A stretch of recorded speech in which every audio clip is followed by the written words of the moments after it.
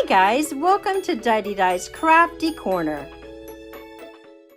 Today I am participating in the Scrappin Stampers Facebook page's monthly card challenge. So this month we were to make a card that was spring inspired with bunnies on it, and I thought that this little stamp set from Sunny Studios called Spring Greetings was the perfect mix for this card. So I've stamped it out already with the Gina K Designs black ink, which is my new go-to ink for Copic coloring, and I have kind of stamped it out in the design that I want to use on the front of my card. I've chosen just a handful of Copics to color this image. I used yellow Y15 and Y17 for the tulip, just adding a little bit of that golden Y17 to the base to give it a little more of a, a little more shadow, if you would, a little more dimension. I chose YG13 and 17 for the greens, and I'll be using those greens in the leaves. The lightest color will be on the top and the darkest color on the bottom.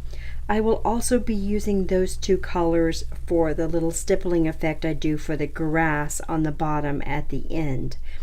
And so those are the only two colors I used for the leaves. I then used R32 for their little bunny ears, which I think is such a cute color for their ears. I just flicked it up towards the from the base to the center, leaving the area right above their ear, right above the top of their ear, to add some W0. So the W0 is going to be the only color that I use actually on the bunny. I'm going to flick it down to the pink on the ears, and then I'm going to add it to just a few areas on the bunny where I want there to be a little definition, or where I want you to be able to see that it's really white. And so I've just colored in parts of it. Okay, so then I'm going to take my colorless blender and just blend it out.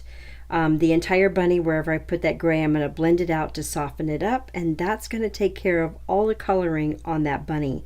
Super quick, super easy. I love doing white images that way.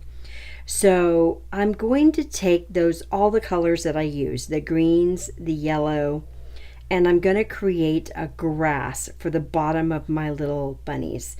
So to do that, I'm just adding dots. I'm going to add light green dots, dark green dots, light green yellow, the darker of the yellows, and then I'm going to take my colorless blender and add a few dots with that as well, just to give it a little softened effect. So if you guys are not familiar with Scrappin Stampers, it is Jamie from the Not Too Shabby Shops Facebook page, and she holds a monthly card making challenge where she kind of gives you the theme that she wants you to follow, and she gives you a $10 gift code to go towards your purchase. So it's a super fun thing to do. Now, we didn't used to have quite a bit of followers over there doing these card challenges, but thanks to Crafty Bean, it has grown tremendously. So I wanted to make sure that I mentioned it this month as well, because it's something I never really thought to do. I don't know why. It just never entered my mind. I don't enter the challenges every single month myself, just because of a time restraint. But this month, we're all working on Easter bunnies anyway. So I thought I would go ahead and enter the challenge this month. So that is what it turned out to be. Super cute, right? I picked out some paper that is from Lawn Fawn. It's their Perfectly Plaid Spring, and I'm going to be adding that to my 5.5 by 4.25 top folding card. It has been trimmed down to be just a little bit smaller than the card, and I'm going to get it as even as I can. Don't ever get it spot on, but I try. And then I've cut out a frame, and I've cut my panel out as well with a couple of Spellbinder dies. And I'm going to be adding just my normal glue, which is my art glitter glue, to the back of that frame. And I'm going to be attaching it to the center or around the center of that card.